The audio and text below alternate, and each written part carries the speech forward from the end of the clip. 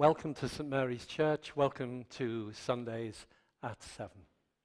Sundays at 7 is an evening of interview and an evening of opportunity when you can listen to the story of a Christian who has a life to tell, and in tonight's case, particularly about the last 11 and a half years. At the end of the interview tonight, please don't dash away. You might like to come forward. You might like to speak to our guests this evening. Have a word with them, a word of encouragement. Also, if something's mentioned that you would value prayer for, then please, there will be people at the back of the church who've got badges that say Sundays at 7. They will pray with you in absolute confidence. My name's David. I am the host for Sundays at 7. It's an evening that I enjoy because I get an opportunity to ask questions of people whose lives have been changed by events. And that's certainly the case tonight. Graeme Skinner was appointed vicar at St Mary's in 2006. He's been here, his ministry, for 11 and a half years since he actually came here. And most of you who are here tonight know him and his wife Philippa extremely well. They're part of the furniture. He's the vicar. He's the leader. Those of you who know them will know that it's been a bumpy up and down 11 and a half years, to say the least. But there have been happy moments as well. And it's a testimony to them both that this church is full tonight. Graeme announced in January that they will be leaving. They're going to Carlisle. They're leaving here. I think his last Sunday is on Easter Sunday. And they're moving from here to Carlisle. They go with our love, our prayers, our blessings, and our good wishes. And our sadness to see them go. So when we heard this was happening, I said to him, when you arrived here, I interviewed you for Sundays at 7 about your hopes, your dreams, your wishes, your prayers. Wouldn't it be a good thing if we all got to share your thoughts about the time that you've been here? And he right away said, yep, I'm up for that. Ladies and gentlemen, please give a warm welcome to Graeme Skinner.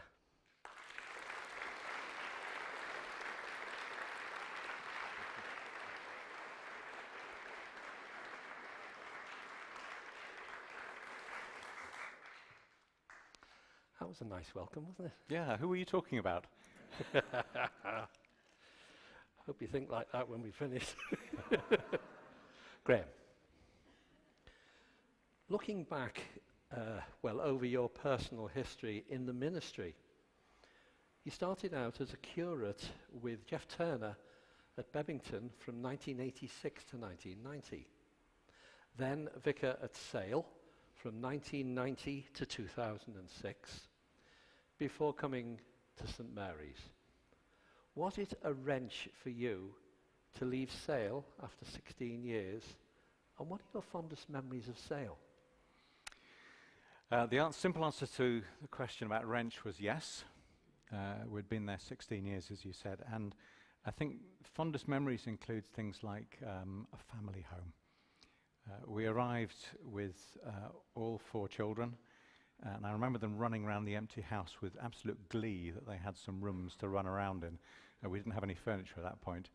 The youngest was born just here on Arrow Park, so that was really her first sort of memory moving across there in some sort of ways. But it was a great time, and as you probably know, I like photography, so I'd just like to introduce you to the other member of the family who was also there with us. I've got a picture of the other member of the family. And Bessie, bless her, shared our time with us, and was quite a cool dog, and she came here and died not long after being here. But I just had to show you that, because that was fond memories of spending time, family, dogs, and so on. I think in terms of churches as well, we saw seasons of growth. God did things in the church which were really a privilege to be part of. We had a link to a primary school, and therefore lots of parents came to church through baptisms, alpha courses, and so on. I would say that, I'm guessing by the time I left there, maybe about a third of the church were new to the church through the alpha course. So that was really exciting. We developed prayer ministry, all sorts of things there. So it was a great time, lots of good things. You were appointed vicar here in early 2006. When you were offered the post here, what were your immediate thoughts? Excitement, apprehension, doubt, uncertainty, all of that? How did you feel about the whole prospect? Excitement, apprehension, doubt and uncertainty, Yeah. all of that. Anything else? The simple answer is yes. I think leaving and arriving somewhere is tough for anyone in any situation. But I think for us, you not only leave your home and your church and the sort of people you know, and all of the infrastructure that you've got to know, all of the infrastructure that you've got to know over the years.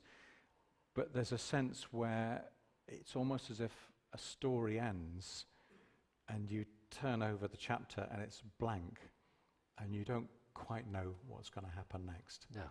So, yes, daunting and so on, all of those sorts of things. But also a sense of, I wonder what's going to happen next. Yeah. A little bit of adventure. I remember you coming here. I remember the whole procedure. I remember the point at which, obviously, you received the phone call about the job. Was it an easy decision for you to make? An easy decision once we'd decided we'd like to come. So the answer to that is yes. Guidance is a really tough thing, isn't it? It's amazing how we can look back and say, the Lord's hand was in that. But when you're looking into it, it's sometimes really hard to see that. And you can put your hand out and say, where is the Lord's hand here? And not quite know where it is. But things begin to come together and you begin to say, do you know, let's try and see what happens. So I think easy once we'd decided we'd like to be there, which of course you do before an interview. So you'd be disappointed if you got the answer no. Yes, we'd love to come. But to arrive there were all sorts of personal factors that we had to weigh out and to think what was following best. 16 years, Yeah. a long time. Yeah, it was. Yeah. What were you looking forward to when you came here, and what did you see that you felt perhaps needed changing and that we needed help with? Looking forward, I think, as I mentioned earlier, a sense of adventure, something new, that we were looking forward to. Yeah. Daunted and adventure at the same time in equal balance.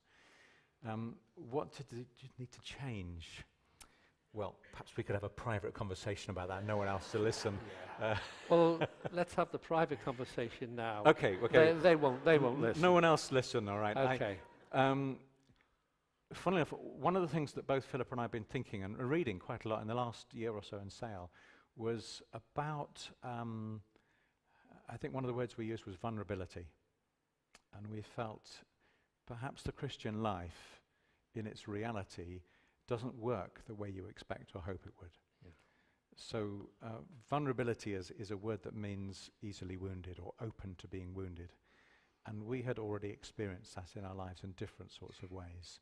So we said, I wonder what it would be like to arrive in a new place and to model vulnerability and openness and mystery and questions that can't fully be answered. Yeah.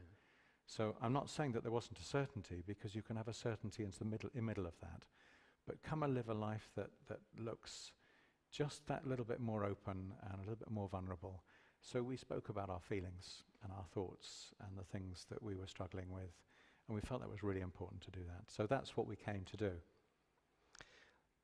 You have mentioned many times over the past few years how the job description and parish profile called for somebody to come here to look at the fact that our buildings were not fit for purpose. Was that a daunting prospect for you? Because although you've been involved with a building project before, it was a good 5 or 6 years before we put a building project at the top of the agenda. Yeah. I should have seen it coming, but in the interview they said, "See, you've done building projects before." So in Bebington down the road here, when I was a curate, we were involved in a reordering of the inside of the church, which ended up in a consistory court. So it was a hard time. And you mentioned Jeff Turner earlier. Jeff and the congregation at St Andrews Bebington were amazing, and we trusted God to take us through, and now the inside is fantastic the way it's being used. In Sale, Ashton-on-Mersey, St Mary Magdalene Ashton-on-Mersey, to give it its full name, we had plans in our heart to do something very significant with our buildings. We put it forward, and it was knocked back at a planning stage, big time. And the delay cost us a couple of £100,000, 18 months of delay. So that was something I had experienced and been used to, and thinking through the whole thought of having a building that was fit for purpose. So when the interview came here and said, "I've seen you've done a couple of building projects," I think it was that chap Paul Eden who sort of said it. Yeah, I think so. I remember being there and saying to Paul, "You're right." So yeah, we'd done it before in one sense, but of course every place is totally unique. So we arrived here, and I remember very, very quickly one or two people saying, "So building projects," and they walked me around the buildings and said it's not fit in this reason and that reason. That's why I know that the building project actually isn't me. It belongs to the church. It was in people's hearts already. So I said, look, arriving and starting this is not the right thing. So let's wait a while, because people need to trust each other and trust the vicar. Because if we don't go to it into a position of unity and trust, we'll go nowhere at all. So that's why it didn't appear on the agenda for several years. You've been here for over 11 years. In the second part later, we're going to talk and look a bit closer at one or two defining moments for you during those 11 years that have had a massive impact, not only on you and on your family, but also on people who've tried to love you through the difficult times. But during those 11 years, what do you see as the strengths of this church? The strengths are very clear. Unity. Unity has been phenomenal. I think it's been really important that people discuss differences, and there's been points where we've thought differently about things, but we come together to do something well.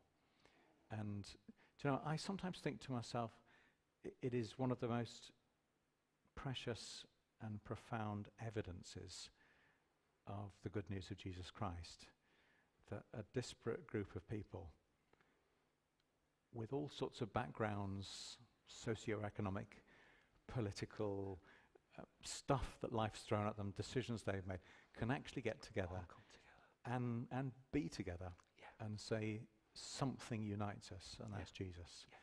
And that has been fantastic at this church. Perhaps the other thing the church has done, it's a church that tries things. It says, okay, let's have a go. We'll think about this, we'll think it all through, and we'll have a go. For example, something called Sundays at 7. It's not a normal thing. No, it isn't. Because we like to sing hymns and say prayers on a Sunday night. But someone a long time ago, 100 and something guests ago, said, why don't we have a crack at this? And the church council at the time must have said, yeah, okay. And we're here tonight. I don't know what number guest I am, But Well, I can remember the 14 years ago I was given a 3-month contract. but the church has had a go, and it's But had that's a an example. go at lots That's of an example. things. Lots of things. You know, I mean, the preschool group, it's fantastic that it's there, and the church has supported it. Christians Against Poverty, the Eco Congregation, all of these things have come because there are champions in the church on these different things, and the church has got behind it and said, let's do it. I mean, the youth work, the children's work, the older people's work, it's just brilliant to see it. So it's been a privilege to be part of that. Real strengths. Being the vicar of a big church is a huge responsibility. So how do you unwind and try and switch off? That's a good question. I make sure that I take annual time. So we go away, and that's good. That's refreshing. It's powerful. It revitalizes. And generally speaking, I like to say to the church, I'm going to forget about you for 2 weeks. And they love that, I think. Weekly, I very clearly take a day off. Yeah. And I would want to say to any other clergy that are lurking in here tonight, if you don't, you're breaking the commandments for a start. Yeah. But secondly, you're going to burn out. Yeah. It's important. And then daily, Philippa and I go for a walk every morning, Yeah. and we make sure we do that, that we spend time together. Perhaps the other thing I do is I have a hobby that I thoroughly enjoy, and I take photography. So as a photograph is going to appear up on the screen here. That's a poppy in our garden. I'm on an online photography course, and it's won several competitions. And and what's amazing about that, and what I want to encourage everyone, is it's just taken with this little mobile phone rather than my big chunky camera. Really upsetting that. Yeah. Just went out and took a snap. But just put the picture back up again. The reason why I like this picture so much is it's a Trinitarian picture. So it's just a poppy, but and the leaf is just about to appear, and it's just about to open. And to me, it says so much about God, about the beauty of God about to open. So let's have another picture. Come up in a second. So Philippa and I actually took up puppy walking for guide dogs, and we had 2 puppies, 14 months each. And you train them up, you have to use the special words, you go to classes and so on, and we thoroughly enjoyed doing that. It was just good for the soul. I think it was good for the dog, but it was certainly turned out to be good for the people who went on. But if it's a Labrador, you've got to put it with some Andrex toilet rolls. Yeah. So that's what that one was about, and we just thoroughly enjoyed that. But wherever we go, I take photographs. So here's another one for you, which just captures something as well. It's Congo. And that's the archdeacon in Boga, in Arrow, with one of his grandsons. And I love to tell a story with a picture. This is a man who's lost his own children, death. They died. And he said to me just before he left, he said, Graeme, my clerical collar has broken. So I took mine out and gave it to him. So there's a little bit of me still in Congo. But I love this guy. He's fantastic, and a lot of people have been back to Arrow, to Ipask have met him. Next picture is another Congolese one. And that's a good friend of mine called Pat Nixon, who was one of the people who was here. Very special lady. And I think she just taught us all so much. Yeah. But what I love about the picture is not only is it black and white, but it is black and white and black and white all the way through it. So I love the person, but I love the picture too. Yeah. So that's what I do on my day off. Is there another picture? Or I can't remember. We're there, aren't we? See you soon. We'll come back to that later. Okay.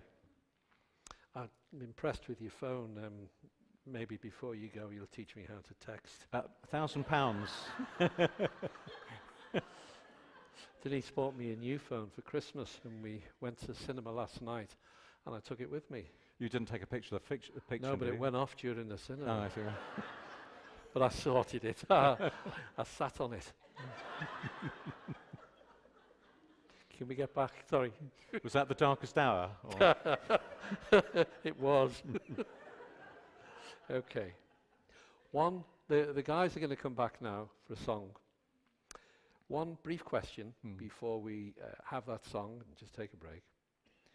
When I interviewed you over 11 years ago, when you first came, I asked you how you wanted to be viewed by people here. And you replied, I just want to be ordinary. Do you feel in people's response to you that you've achieved that? Yeah, I hope so. You've been allowed to be that? Yeah. I love being part of my small group.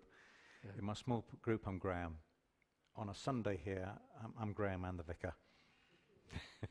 Okay. Guys. Okay, well, as we planned what we were going to play today, we did ask Graeme what he wanted us to play, and he did tell us that he was a big fan of Carole King and James Taylor, hence the reason why the two songs before we kicked off were one of Carole King's and one of James Taylor's. We're going to do something a little bit different now, and it's actually a rather lovely setting of Psalm 62 to music. And thank yous.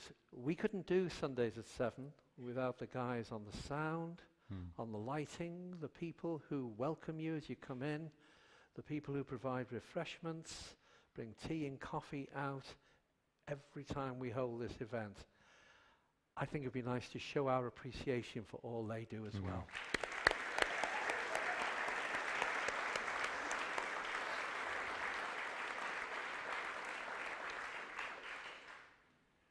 On the 7th of November 2007, you received a phone call from Hong Kong about your son, Jim.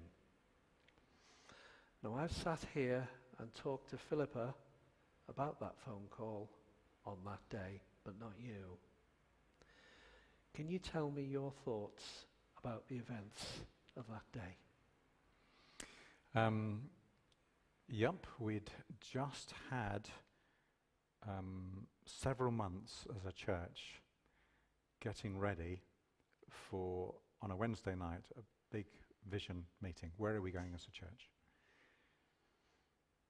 On the Tuesday night, we had the phone call, and it came out the blue.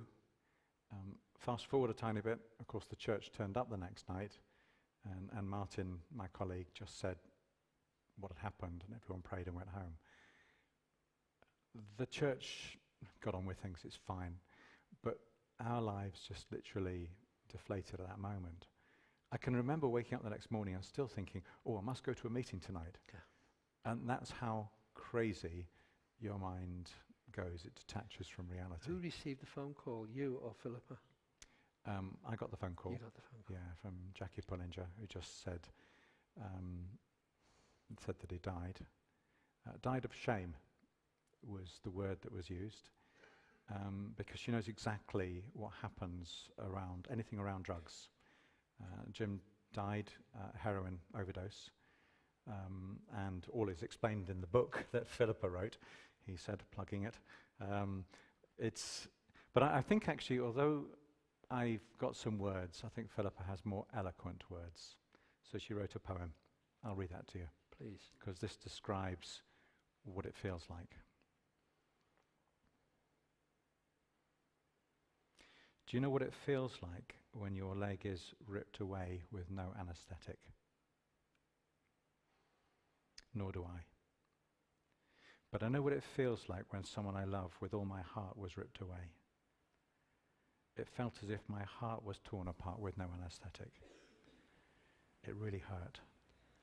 And it left a big, gaping, dripping, bleeding hole which can never be healed. Oh yes, maybe some scar tissue will form, the bleeding will stop. But do you know what scar tissue is like? It's hard and inflexible, and it pulls and it's tight. It can even stick to other parts of you, turn normal you into damaged you. And it's so there. A different colour, different feel, different look. Not the same as the you that was there before. It covers up the wound. It helps you go from day to day, doing the ordinary, everyday things, But you're right. I am changed forever. And I think that captures something of the feeling that we felt. It's hard to listen to. It must be hard for you to actually read out. But I appreciate you doing that. It's often been said that the worst thing you can ever experience in life is the loss of a child, and you've experienced just that. I remember Philippa saying to me that your life changes forever and it's like walking with a permanent limp. How have you coped with the last 10 years since that dreadful day? I think at first you feel totally raw and on view. As I said, stigma and shame hang around these sorts of issues, not just the death, but the nature of the death. And at the same time, you're hugely protective. We think the world of Jim and of what he was trying to do to rescue heroin addicts.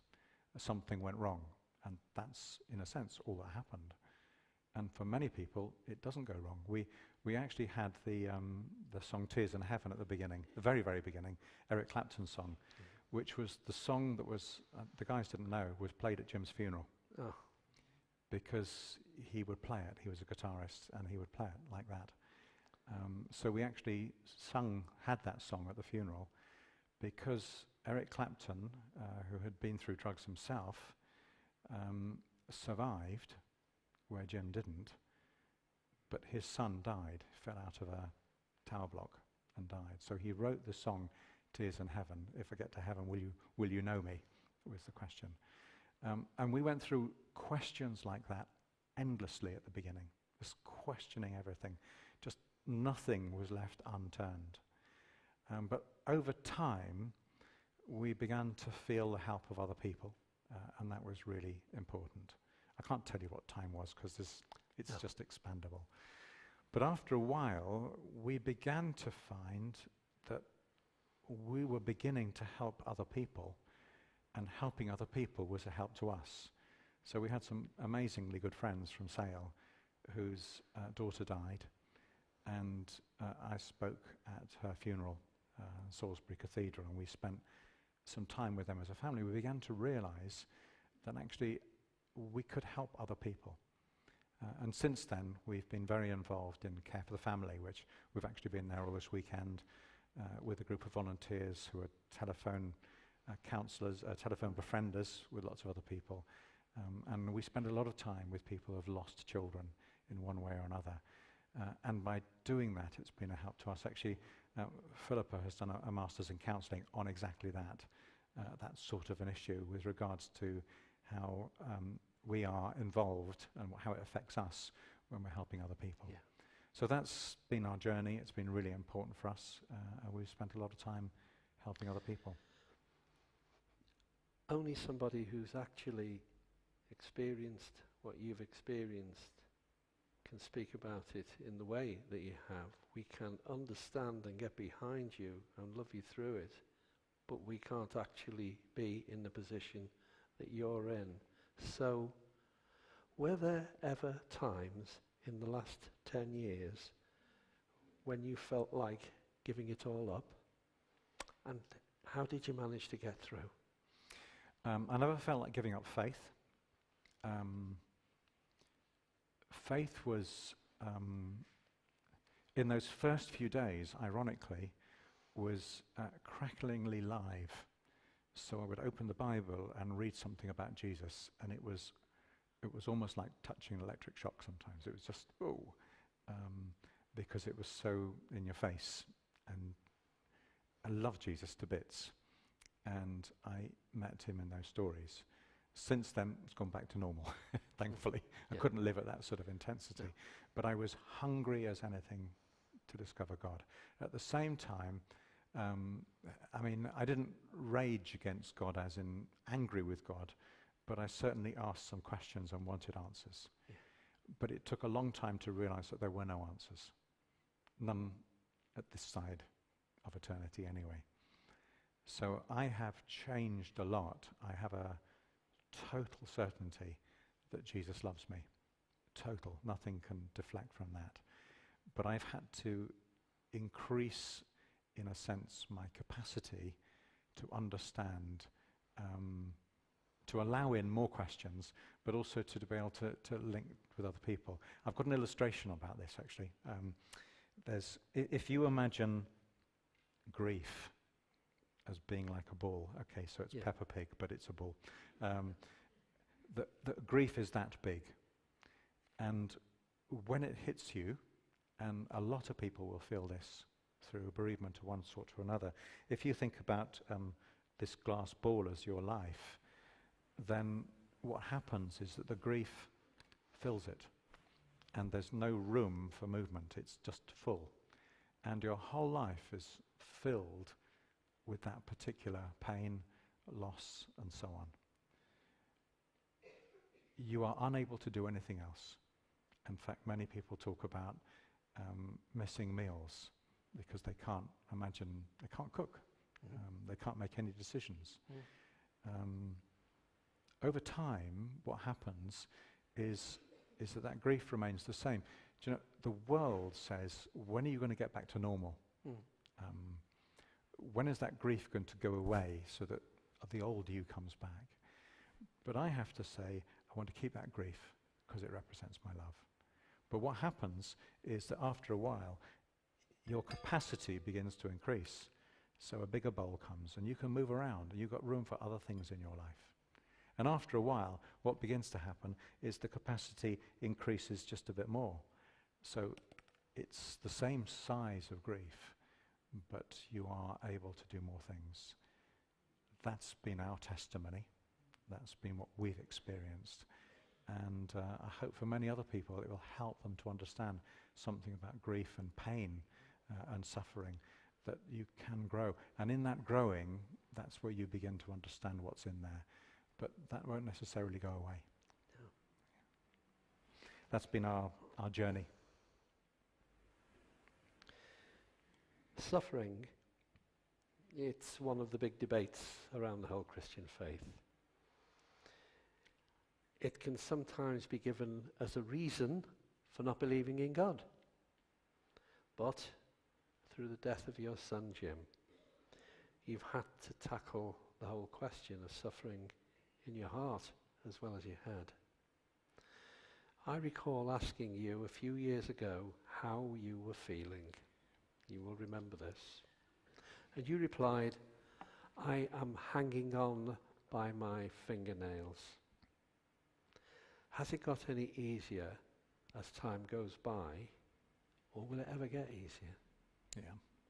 I love to chat with people who love to chat with people. That's the wrong word. I appreciate the privilege of talking with people who sometimes have pain or suffering as an intellectual question. So give me creation, science, suffering. I enjoy that side of things. Yeah. I also count it a great privilege to walk with someone in their pain and suffering. Yeah. Because sometimes all you have to offer is your presence. Yeah. No answers, but just presence. And I have discovered more and more and more that that's true. There's a lot of mystery in the Christian life, that capacity in a sense to understand that.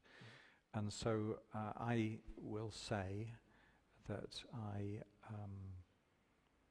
through the understanding of what I've been through, can touch other people in different ways. I'm not saying you have to go through this to understand, but for me personally as an individual, that's what I've begun to do.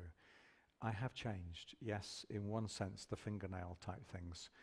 But what I realized is although I was doing the fingernail stuff, there was actually a bigger hand holding mine. And really I've seen the hand of God in remarkable ways, just saying it's okay. For goodness sake, let's be honest, lots of wobbles, lots of questions. But this sense of being loved by God has been the most important thing. Thank you. Let's turn to another difficult issue. Over the past 3 or 4 years, there has been some serious opposition to our building plans, and particularly the removal of Home Lea. And during that period, you personally received lots of awful letters, awful comments, and some downright untruths. How have you coped with all of that? There's been some tough moments. Philippa and I have shared them together because we talk through things. I see us as co-workers, co-servants for this church and for the Lord. So the wisdom has come from between us as how we react to things. But there's been quite a good example, someone called Jesus, who I've read a little bit about. And he is remarkable.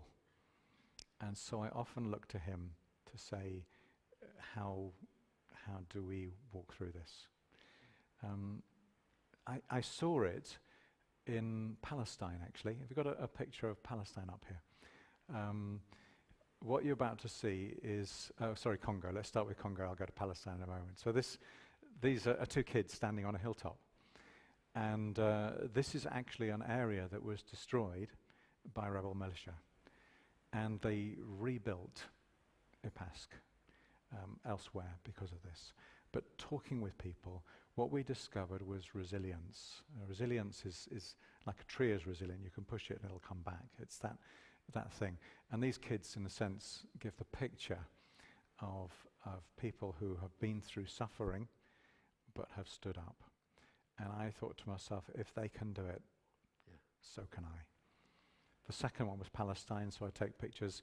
These are 2 guys who the day before their village had been bulldozed. They're Bedouin tribesmen, and their hospitality was extraordinary. What they're actually doing there is making coffee. They're roasting it, then we'll grind it and give it to you. And I thought, gosh, if they can offer hospitality, and they have a Palestinian word there called samud, which means steadfastness. If they can do that, their village had just been knocked down about 57 times. 57 times their village had been knocked down on their land. And this particular one, this wall cannot stop our stories, was painted by some Christians, Palestinian Christians, on the wall in Bethlehem, the separation wall, which is a highly political subject. But I love that. This wall, the wall cannot stop our stories. And with regards to opposition here, I learnt from Congo, from Palestine, I learnt from the Bible, that actually we're bigger than this. We're bigger than this. We listen, we answer, we reason, but if there's a disagreement, which there was, then we look to see what is the bigger picture here. And the bigger picture was about building some buildings that were fit for purpose to serve this community, that God may work in the heart of this place. And to keep the bigger picture has helped to go on. This little thing that I wear on my hand, some people may have seen it, given to me in Jerusalem, so that was significant, the heart of Christianity, by a Palestinian, Christian Palestinian, who believed in non-violent resistance. He was also an Orthodox Christian, so from another Christian denomination. It also happened to be a place where my daughter was working. But it reminds me all the time as I wear it of Jerusalem and Jesus, Christians around the world, people who want to stand up for Jesus wherever they are. And it also happens to be one of these prayer things, so I occasionally fiddle with it and pray. But it helps me to remind myself that we can be bigger than this. And the question is, do we hang on to this stuff? No. We're either bitter or we're better. Yeah. Let's go with the better. Yeah. So let's push on. Because it would destroy us. Exactly. Yeah. If you're angry and you keep your anger, it's like drinking a poison and an acid. It's not good. So you push on. Okay. I've talked to you a lot in this second half about difficulties, about issues, about personal issues and problems of a church. But if you're looking over the time you've been here, what would you say were your main achievements during your time here, for you personally? I love what the Wednesday night prayer meeting have done, that we're praying for the faith building. They've turned it round and they pray for building faith. And I would say that that's what I'm about. Okay. The new buildings is not my legacy. It's got nothing to do with me in that sense. It's the Lord's work. I plant, someone waters, God gives the growth. That's what that's about. And as I said already, it was there at the beginning. It was something that has been at the heart of this church, to do something. So I would say, if I've touched anyone's heart and pointed them towards Jesus, That's an achievement. that's all I want to do. Okay. That's it. I think it would be a good idea at this point to bring Philippa out so as we can talk and listen to both of you over a couple of final questions. Ladies and gentlemen, please welcome Philippa Skinner.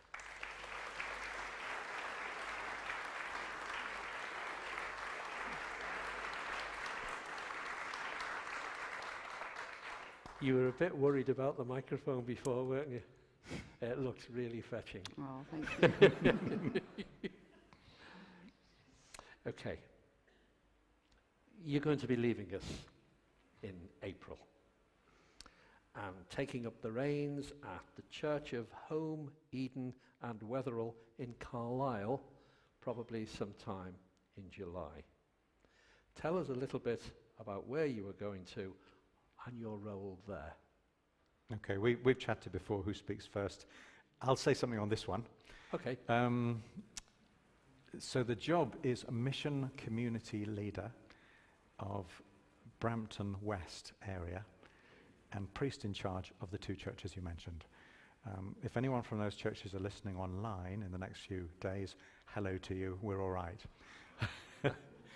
Mission community leader is an opportunity to spend as much time as possible based in the community rather than the church. Now, I don't want to draw the two apart because the church is part of the community like it is here, that's what we're saying. But to spend time with people out and about where they are. We've talked about just going to love people. That's the heart of what we're planning to do. So we're going to spend a few years there leading that, and the other churches in the area as well. So more than just our church, several churches, but the two churches we're linked to. You looking forward to it? Yeah. Good. You looking forward to it? Yeah. Good. Okay, Philippa, with the move to Carlisle, quite imminent, what does trust in God mean to you both, really, on a personal level? Seeing as, it's a big move. Yeah. I often say, when I remember this when I was walking up to church this evening, because if you open our front door and step out, it is really dark, and it's quite, can't see the ground at all. So when I have friends or people leaving at night time, I say, it will be very dark, but just take one step and it will be okay, because the light will come on. And they always go, oh, and then, oh, yeah, light's on. I say, yeah. And so I did that tonight. I thought, oh, it's really dark. Put one step out, step down, and the light comes on. And my friends have to trust me that it will be okay and the light will come on. And I think moving up to Cumbria now, we don't know a lot about what we're going to be doing. We don't know exactly how it's going to work out. We don't know what our daily life's going to look like. It's going to be very different to our daily life here. And I think for me, it's God is saying, just trust anyway, even though you don't know. And it is going to be okay. And so that's what I'm going to endeavour to do, just keep trusting anyway. And knowing that in that, of course, there's going to feel times when it feels dark, because it's not just like a light coming on. And it will be slowly revealed, and I will slowly find my way. Yeah. And bit by bit, I will understand what I am meant to be doing and how I'm meant to do it. Great. I'd like to finish with a happy question, although there's a supplementary one as well. What's been the highlights for you both in your time here? Philippa? For me, if I think my personal life, myself, I think getting to understand more about the environment. When I moved, we'd lived on the Wirral 4 years before, back in the 80s. It's a long time ago. It was a busy time with lots of little children. We didn't get to know the place well. When we moved back here, we actually got to know it. And I said, we didn't know the Wirral was this nice. And I remember thinking, I'm glad I didn't know it was like this, because then I can't say I've just come because it's nice and I like being by the Dee estuary and so on. And that was something we learned. And over the years, the geography, the environment, the nature of the place has become more and more special for me. And it's been something I've been able to learn about, not sort of formally, but just bit by bit, by spending time with people who know lots and lots about it and who absolutely love it, and they just pass it on through their love. And so I spend lots of time down at RSPB in Burton Mere. It's a really good place to visit. And I spend lots of time just walking, watching, listening. And that's given me lots of joy. Yeah. You also spent some time in the years following the loss of Jim writing that book, which I've read several times, See You Soon. We still have copies of that here. I really would recommend it. If you, even as a result of listening tonight, would like to read a little bit more about that part of Graeme and Philippa's life, I really would recommend that book. It's on the bookstall. It's worth buying. It's worth reading. It's mostly available through Care for the Family website, because they very kindly republished it, reprinted it. Okay. So 1,500 copies went, and continuing. Okay. Yeah. And what about your answer to that same question?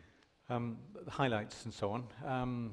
Yeah, I think there were so many, but I'll illustrate with a couple of pictures. So the first picture, this was a Valentine's night. We did a night. That's Ivor Langley, about to receive a rose from Liz Langley. But we explored who St. Valentine actually was, and I just enjoyed doing those sorts of things. And another picture would be a good example of other things we did. So, fantastic, the Welcome Hub and others, Sharing Hub and other people put together this most fantastic meal to mark the Queen's birthday, Jubilee. Yeah. And it's just brilliant. The place was full of people from the community. Just love doing things like that. Real highlights. So there's another one. Would be a good example. I've really enjoyed doing Remembrance Days here. So these 5 young men, we told their story. And they're ordinary people, just from like here. us, from here, lived just down the road here. First World War, we're into the 100th year now since the ending of the First World War. And I really enjoyed that. And then one very, very memorable evening was this one, Sundays at 7, where I was interviewing Father Christmas. Wow. David, can you remember who acted Father Christmas that night? It was a sort of role reversal. Couldn't begin to think. But I have so enjoyed the special events. But if I can put it like this, the bigger special things have been great as well. So the fact that we are an eco-congregation, the fact that we are the lead church for Cap Wirral, the fact that we've tried so many different things, and the film nights and the quiz nights, these have all been spectacularly good. But all of those are, in a sense, the icing on the cake. The cake is the life of people here. Okay. Who've been fabulous. That leads us on to the final point. Graeme, as you prepare to leave St. Mary's, what brief message would you like to leave with these people here tonight? The church is full They're full because it's full because they wanted to hear your story, your time here. They love you, they care for you. What would you like to say to them? Thank you. Anything you want to say? I would definitely want to say thank you for... I actually think you're an amazing group of people, and I often say this. Back in the very difficult days when people say, and are you settled at St Mary's? I'd say, it's quite difficult, and people would look quite sympathetic. But I say, but it's not the people. They're fantastic. They're doing their very best to support us. So it's not that. And I really mean that. Just as a group of people, you've been tremendously supportive and kind. And I think that's one of the things that makes this church stand out. The lot of kindness in this church. And that's a really lovely thing, just kindness. It's more than just kindness, but for me, I think there's a lot of kindness and generosity of spirit. Okay, thank you. Right, I want to say, when we came, my first sermon was about love. When I go, probably my last sermon will be about love, about the love of God. It'll also be Easter Day, which will make it rather special. But I think that it is the love that God has for us that gives a shape to our lives that nothing else can. Absolutely nothing else can. And I think you asked me achievements and so on. To see people moving towards Jesus, any distance, of any speed, that's all I need. And I would want to say to everybody, well done for doing that. That's what you've been doing. But keep doing it, and all will be well. Keep loving Jesus. If you still are at a place where you don't really know, do I know Jesus or not, then get that talked about, maybe even tonight. Just take those steps. Philippa used that fantastic analogy of stepping outside of our front door into the darkness and the light will come on. Lots of people, maybe some here tonight, do I trust this Jesus or not? I want to say to you, take that step and keep walking and see where Jesus will take you, and us as a church. Graeme, we all wish you and Philippa and all your family all the very best wishes in the world. You leave us with our love, our prayers, our gratitude, and our sincere thanks. Ladies and gentlemen, Graeme and Philippa Skinner. Thank you.